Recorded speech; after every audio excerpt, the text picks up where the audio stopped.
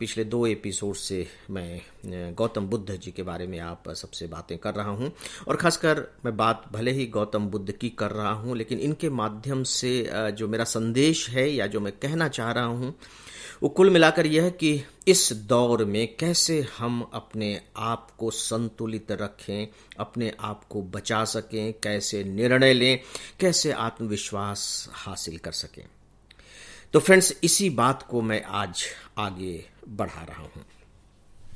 दरअसल मेरी पत्नी अभी जो सितार सीख रही हैं, तो अब आप जानते हैं कि अब जो सितार सिखाने वाले गुरु हैं वो व्यक्तिगत तौर पर तो नहीं आ पा रहे हैं, तो फिलहाल वो वर्चुअल तरीके से सितार का प्रशिक्षण ले रही हैं। हालांकि उन्होंने सितार बहुत पहले सीखा हुआ है। तो एक दिन मैंने देखा कि वो बाकायदे अपने मोबाइल पर ऑनलाइन आ गई थी। मोबाइल उन्होंने सेट किया, सितार लेकर के बैठी और इसके बाद उधर से आवाज़ आने लगी कि हाँ, सितार को थोड़ा सा ऊपर उठाइए, अच्छा बाएं कीजिए, दाहिने कीजिए। उन्होंने ऐसा किया और इसके बाद उन्होंने कहा कि अच्छा अब तार मिलाइए। तार मेरी पत्नी ने धीरे धीरे टनटनाए, उसे धुन सी निकली, बड़ी मधुर धुन होती है सितार की।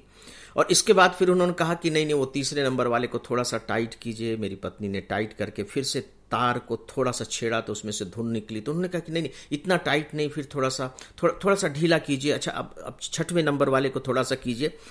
और इस तरह से लगभग 3-4 मिनट तो ये तारों को कसने का और ढीला करने का प्रक्रम चलता रहा। मैं ध्यान से सुन रहा था और देख भी रहा था। मुझे आश्चर्य इस बात पर हुआ कि जब वो तार को छेड़ती थी तो उससे जो धुन निकलती थी, मुझे तो सब एक जैसी लग रही थी और बड़ी प्यारी लग रही थी। लेकिन मेरी पत्नी को वो प्यारी नहीं लग रही थी, उतनी प्यारी नहीं लग रही थी कहना चाहिए।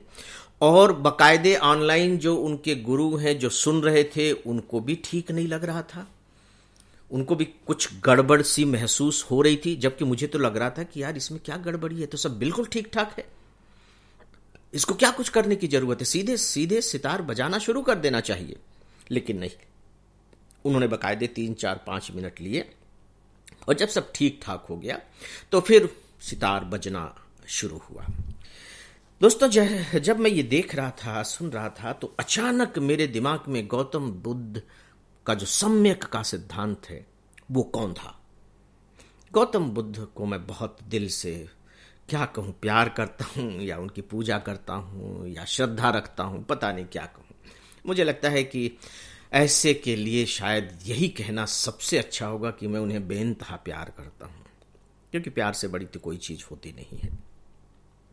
तो दोस्तों, अचानक सम्यक सम्यक सम्यक सम्यक ये विचार मेरे दिमाग में कौंधने लगा।